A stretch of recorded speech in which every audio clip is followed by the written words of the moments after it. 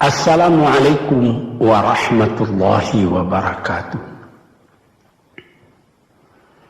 Tuan-tuan, saudara-saudara, ibu-ibu dan bapak-bapak yang sudi mendengarkan keterangan agama yang saya berikan di dalam kaset ini. Moga-moga Tuhan melimpahkan, mengurniakan rahmat dan nikmat-Nya kepada kita semuanya. Saya akan membicarakan suatu ayat yang bertemu di dalam surat Al-Baqarah. Bunyinya, Allahu waliyul ladzina amanu yukhrijuhum minadh dhulumati ilan nur wal ladzina kafaru awliya'uhumut taghut yukhrijunahum minan nuri ila dhulumat. Artinya, Allah adalah menjadi pemimpin bagi orang-orang yang beriman, orang yang mempunyai kepercayaan yang teguh. Dan Allah, apabila orang itu telah betul-betul menganggap Allah menjadi pemimpinnya, Allah pun menjamin mengeluarkannya daripada gelap gulita kepada terang benderang. Gelap gulita kebodohan kepada kecerdasan.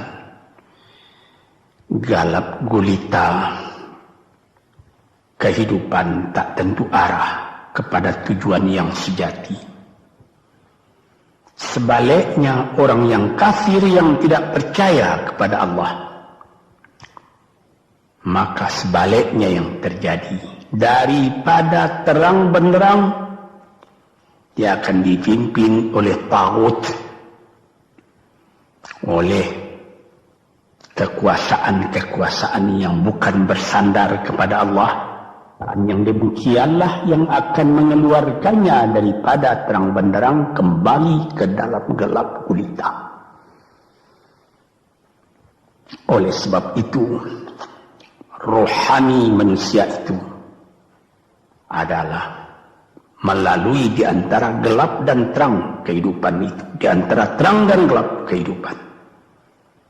Kalau sekiranya jasmani kita, kalau sekiranya badan kita yang lahir ini diberi cahaya oleh matahari yang terbit di waktu pagi, yang terbenam di waktu sore, rohani kita pun diberi juga terang oleh suatu yang lebih terang dari matahari, yaitu petunjuk dan hidayat Tuhan.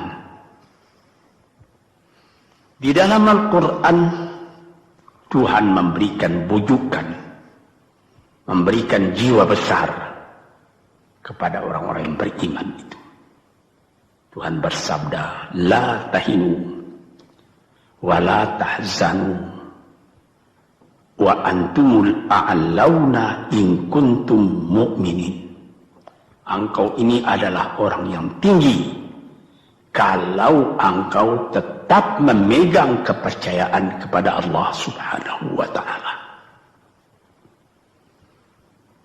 Di dalam perjuangan hidup di dunia ini, perjuangan antara yang hak dengan yang batil, antara gelap dengan terang, antara keyakinan dan keraguan, manusia berjalan di sekitar itu. Di kiri dan di kanan kita berjumpalah gelap dan terang itu. Maka diberilah pedoman manusia tadi. Apa pedoman?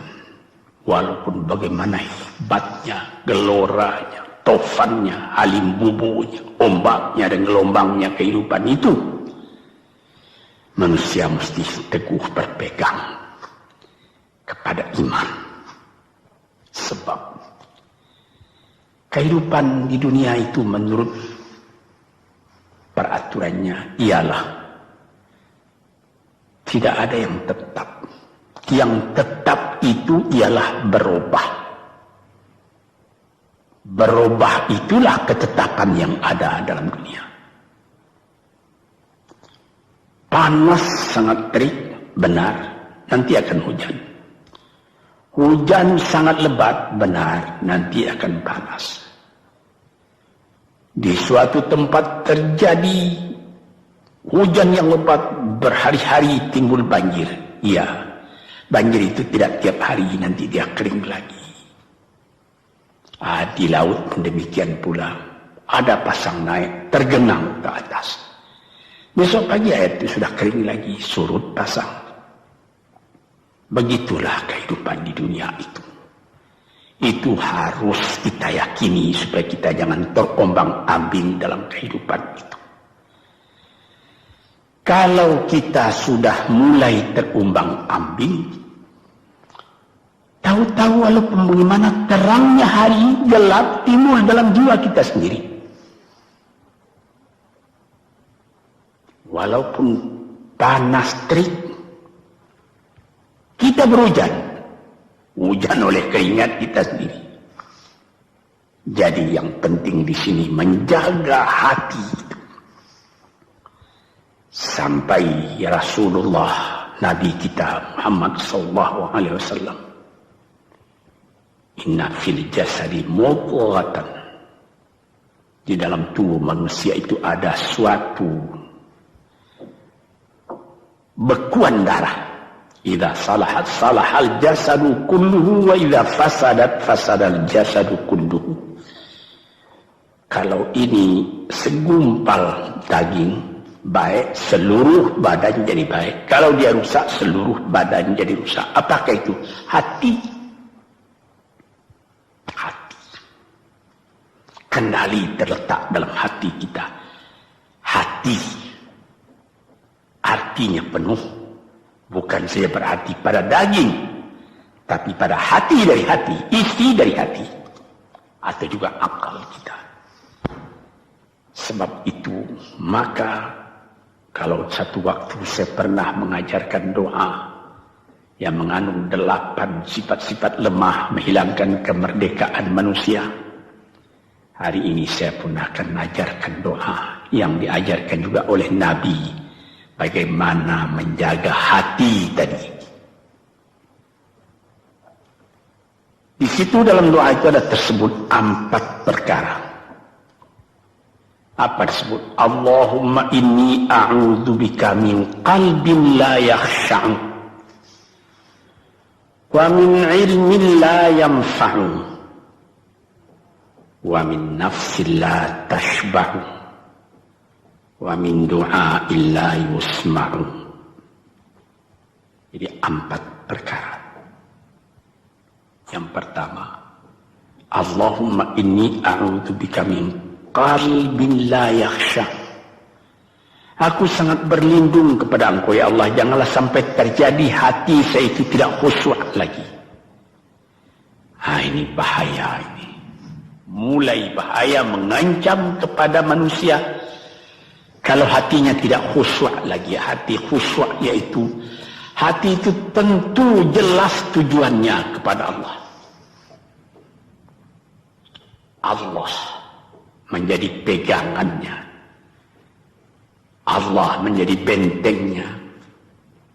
Allah menjadi ingatannya. Allah menjadi tujuannya. Dan kepada Allah dia kalau sembahyang menghadapkan diri, menghadapkan hati, maka permohonan kita yang pertama kepada Tuhan, ya Tuhanku, janganlah sampai hati saya ini tidak khusyuk lagi. Sebagai orang Islam, kita sembahyang 5 waktu. Di dalam Al-Quran dikatakan sembahyang itu ialah khusyuk, terpadu ingatan kepada Tuhan. Tapi kalau kita sudah, hati itu sudah mulai ditumbuhi penyakit, walaupun sembahyang, mulai sejak Allahu Akbar, pikiran sudah menjalar kepada yang lain. Piutang belum menerima, utang belum terbayar, makanan belum masak, macam-macam lah yang teringat. Padahal kita dalam sembahyang. Ini apa arti sembahyang tadi lagi? Ini sudah mulai berbahaya ini. Banyak orang yang tidak meninggalkan sembahyang, tapi tidak ada bekas dari sembahyang itu kepada kehidupannya. Di dalam sembahyang kita baca inna salati wa nusuki wa mahyaya wa mamati lillahi rabbil alamin. Sesungguhnya sembahyangku dan ibadatku dan hidupku dan matiku sama sekali terserah kepada Allah. Ini dirasakan dalam hati, bukan cuma disebut di dalam mulut. Sebagaimana dikatakan, bukan jadi lip service sebagai satu tangan penggosok-gosok mulut, bukan begitu. Yang dari hati. Kalau sudah dari hati yang khusyuk, ini berbekas kepada kehidupan. Aku tak takut menghadapi segala keadaan dalam hidup, sebab hatiku bertali dengan Tuhan. Dari Tuhan aku datang, kepada Tuhan aku akan kembali. Ini namanya hati yang khusyuk. Tapi kalau sekiranya bacaan tetap fasih, tapi tidak ada lagi dari hati, melainkan rutin saja. Mayang 5 waktu sehari semalam, tapi tidak merubah kepada perangai, tandanya sembahyang tadi tidak khusyuk. Ini yang pertama kita minta kepada Tuhan. Janganlah sampai kita mempunyai hati yang tidak khusyuk, hati yang tidak teringat kepada Allah. Kalau hati tidak ingat lagi kepada Allah, maka segala pekerjaan yang terlarang sudah ringan saja kita mengerjakan. Menipu, berdusta, membujuk orang lain mengerjakan perbuatan yang salah, mencela, memaki, itu karena tidak ingat kepada Allah, cuma ingat kepada diri sendiri saja. Ini yang pertama. Yang kedua dikatakan, wa min ilmin la yanfa', dan aku berlindung kepada Engkau ya Allah daripada ilmu yang tidak memberi manfaat. Padahal disebutkan oleh ahli-ahli, ilmu yang memberi manfaat itu membawa manusia kepada iman. Al-ilmu yad'u ilal iman, ilmu itu membawa manusia kepada iman. Sekarang sudah ilmu banyak, tapi tidak membawa kepada iman, melainkan membawa kepada celaka. Sudah maju kepandaian orang, ilmu, pengetahuan orang, teknologi orang, sains orang, knowledge orang, dan segala macamnya. Tapi tidak ada manfaatnya kepada manusia. Cuma bahaya karena ilmu tadi yang datang kepada manusia. Sebagaimana ilmu manusia di abad ke-20 yang sangat penting, yaitu tentang tenaga atom. Maka timbullah bom atom, bom hidrogen, nuklir, sehingga manusia diancam sekarang ini oleh bahaya atom itu di mana-mana. Apabila kita lihat di televisi bagaimana mengadakan demonstrasi di Australia, di Jerman Barat, di tempat-tempat yang lain, melihat bagaimana bahaya atom itu kalau terjadi perang dunia yang ketiga. Ya Rabbi ya Karim, bom atom yang jatuh di Hiroshima itu belum ada artinya dibandingkan dengan bom yang sekarang, yang sedang disimpan oleh kerajaan-kerajaan, oleh negara-negara besar untuk menghancurkan. Ini ilmu ini. Tetapi ilmu yang membawa bahaya, bukan saja tidak memberi manfaat, bahkan memberi bahaya. Di sini terasa oleh kita bahwa ilmu yang ada itu pun mesti dikembalikan atau dikendalikan oleh iman. Kalau tidak, maka nyawa manusia ini akan dipandang sebagai sampah saja. Dijatuhkan satu bom hidrogen ke dalam kota Jakarta ini, na'udzubillah min dzalik, umpamanya dimasukkan ke kota Jakarta ini, satu bom hidrogen saja itu sudah habis penduduk Jakarta yang lebih dari 5 juta ini. La haula wala quwata illa billah. Ini minta kepada Tuhan, ya Allah, majulah ilmu manusia, majulah teknologi manusia, tetapi jangan hendaknya kemajuan itu membawa kepada bahaya. Jangan ilmu pengetahuan itu membawa kepada yang tidak memberi manfaat. Nah, ini doa yang kedua kepada Allah Tuhan sarwa sekalian alam. Yang ketiga disebut lagi, wa min nafsin la tashba'u, dan aku berlindung kepada Allah daripada nafsu, daripada diri, daripada ego, daripada tiap-tiap masing-masing diri ini yang tidak merasa kenyang. Ini juga bahaya besar. Inilah yang menimbulkan penjajahan di dunia. Inilah yang menimbulkan, disebut dalam bahasa Arab, al-ghazwul fikri, penjajahan. Sesudah Perang Dunia Kedua sudah banyak negeri-negeri yang merdeka, tetapi sekarang timbul lagi penjajahan baru. Apa? Penjajahan fikiran. Sehingga bangsa yang merdeka tadi tidak merdeka lagi fikirannya. Dia merdeka di dalam meniru kepada bangsa yang lebih kuat. Itu namanya terjajah juga. Jadi tuan-tuan yang terhormat, apa pangkalnya ini? Daripada nafsu serakah manusia. Nafsu serakah manusia sebagaimana tersebut di dalam hadis. Lau kana libni adama wadiyani min dhahabin labtagha salisan wa ma yamla'u jawf ibni adama illa turab.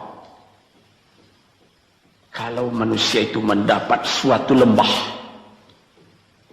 yang penuh dengan kekayaan emas, suatu lembah, dia ingin supaya mendapat satu lembah lagi yang penuh juga dengan emas.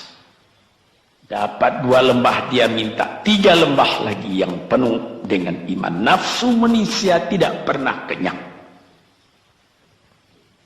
Padahal akhirnya kalau dia sudah menutup mata, tidak ada yang akan memenuhi perutnya melainkan tanah. Saya teringat akan cerita yang disampaikan oleh Graf Leo Tolstoy, pujangga Rusia yang terkenal, bahwa orang yang tidak mempunyai nafsu yang kenyang itu, pada suatu hari katanya, ada satu orang kaya mempunyai tanah yang luas. Dia mengatakan pada orang, boleh tuan-tuan mengambil tanah kepunyaan saya ini, berapa tuan suka, berapa tuan mau. Syaratnya cuma begini, sepanjang yang tuan berjalan dari timur ke barat, lantas sebelum matahari terbenam, tuan sampai kembali ke tempat tuan melangkah pertama tadi. Berapa saja tuan suka, boleh ambil tanah ini. Maka datanglah si tamak tadi. Tuan yang punya asli tanah tadi mengatakan, bawalah bakal, jangan lapar di jalan nanti. Baik, dibawanya nasi sebungkus, dia berjalan, jalan. Dari pukul 7 pagi. Kalau diambil kekuatan, hendaknya pukul 10 dia sudah makan. Melangkah lagi beberapa ratus meter atau sekian, nanti boleh kekuatan buat kembali. Sehingga sebelum matahari terbenam, dia sudah sampai ke tempat dia menuju bermula. Tetapi ini orang bernafsu betul, dia minta supaya banyak tanah yang dapat didapatnya. Dibawanya nasi sebungkus, tapi dia tidak jalan, di tengah jalan tak berhenti, kan nanti berapa meter itu nanti kalau saya berhenti, tanah yang kurang buat saya. Dia terus berjalan. Dia tidak ingat bahwa kekuatan masa pergi yang lebih cepat dengan kekuatan masa pulang yang lambat itu dia tidak taksir. Dia berjalan saja cepat-cepat. Sudah pukul 1 hari, sudah jauh perjalanan. Lantas nanti kembali. Kelemahan badan, kondisi dan situasi tidak sama lagi. Tidak secepat dia pergi dahulu lagi dia pulang kembali. Maka bukan pukul 7 dia sampai, atau pukul 5 sore tadi dia sampai ke tempat dia berjalan bermula, karena dia jalannya sudah lunglai, kaki sudah penat, badan sudah letih. Kira-kira baru pukul 2 dia tidak dapat berjalan lagi karena sudah lapar. Dia coba makan sedikit pun tidak bisa lagi seenak makan yang tadi. Habis makan pun dia berjalan lagi. Pukul 3 dia terhenti. Jauh lagi baru sampai tempat yang pertama. Menurut syarat yang diberikan oleh mempunyai tanah yang pertama, kalau engkau tidak sampai ke tempatmu yang pertama tadi sorenya, tanah ini tidak engkau dapat lagi semua. Memang tidak sampai dia. Pukul 4 dia sudah berhenti berjalan, tidak kuat lagi. Mata sudah gelap. Akhirnya karena terlalu capai, terlalu penat, mati dia di tengah jalan. Berapa dia dapat tanah tadi lagi? Cuma sepanjang badannya untuk kuburannya, yang lain tinggal semua. Ini satu misal yang dibawakan oleh Graf Leo Tolstoy, yang sesuai dengan hadis Nabi tadi, nafsul la tashba, diri manusia yang tidak pernah merasa kenyang. Kita berkehendak tidak berbatas, tapi tenaga kita sendiri berbatas. Ini kerap kali tidak difikirkan oleh manusia. Dia punya angan-angan, dia punya macam teori yang dikeluarkan. Dia lupa bahwa nanti tenaganya itu akan terbatas karena sakit, karena lapar, karena tua. Sebagaimana pepatah dari nenek moyang kita, tanda-tanda dikirimkan lebih dulu bahwa kita tidak akan lama lagi di sini. Apa? Rambut,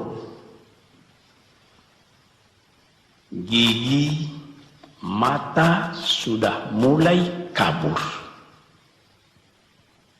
Uban sudah mulai bertabur. Gigi sudah mulai gugur.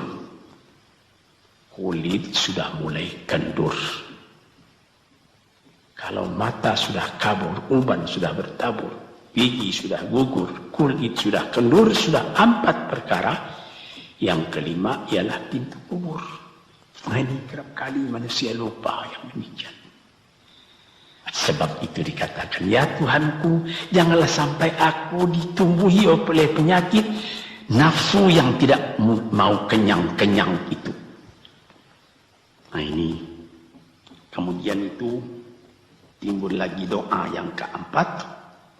Disebutkan di situ, wa min du'a illa yusma. Ini lebih berbahaya lagi. Ini sudah puncak dari bahaya. Apa artinya?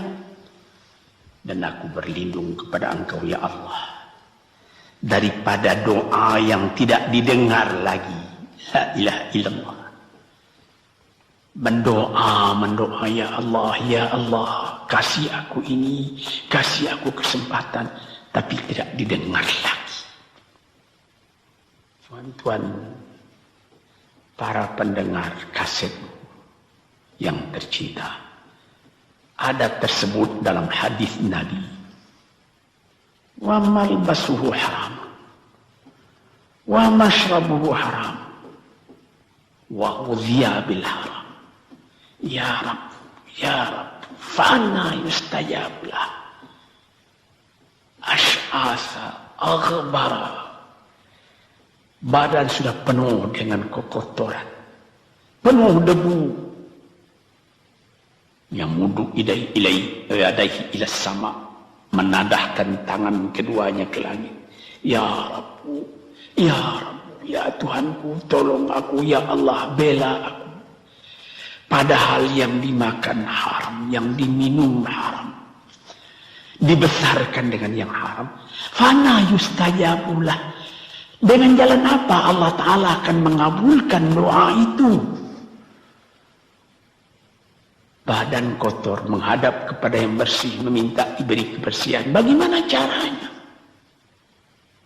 Tuan-tuan yang terhormat, pernah dalam Quran Tuhan mengatakan,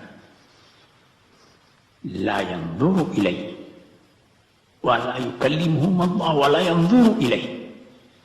Allah tak mau mengajak dia bercakap dan Allah tidak memandang kepada dia.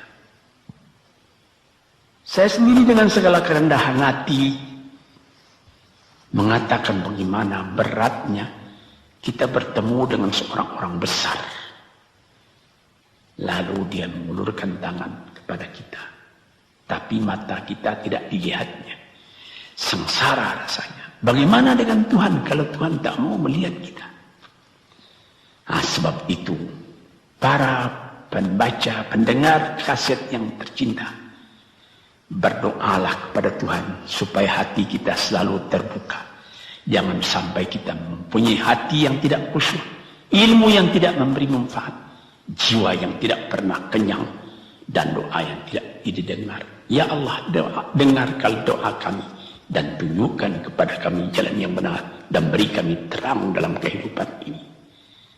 Yang keempat ialah wa min du'a illa yusma.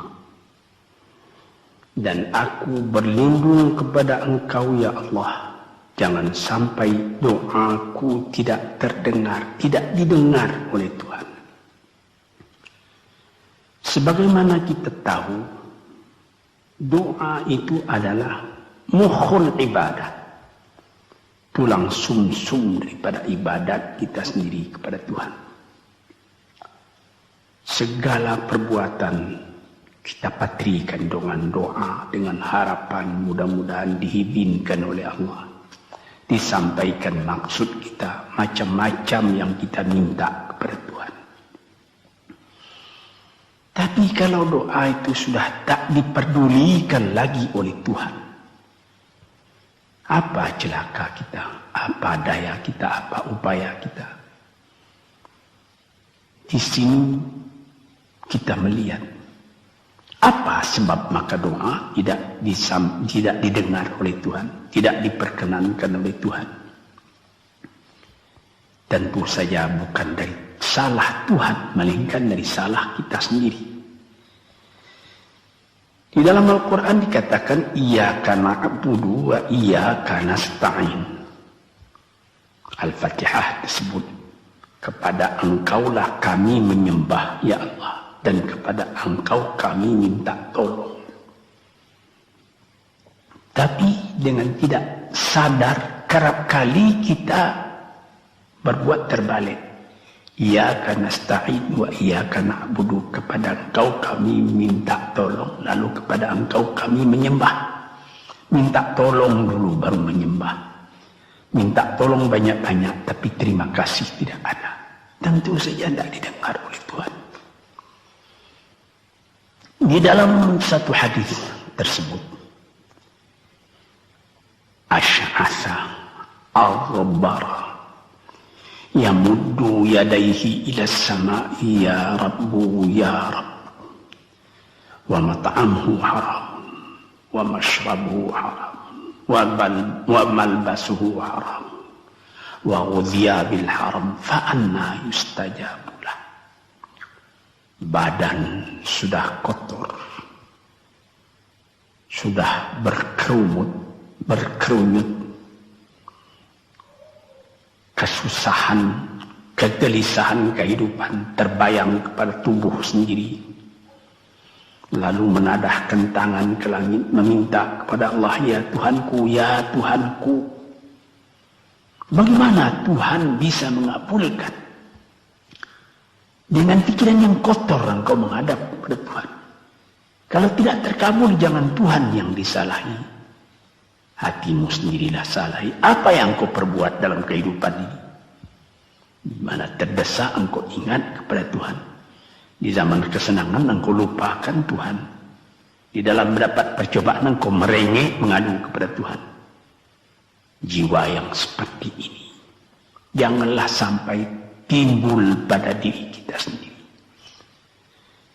Saya sudah mengalami apabila saya berhadapan-hadapan dengan orang besar, saya ingin dia menghadapkan matanya kepada saya.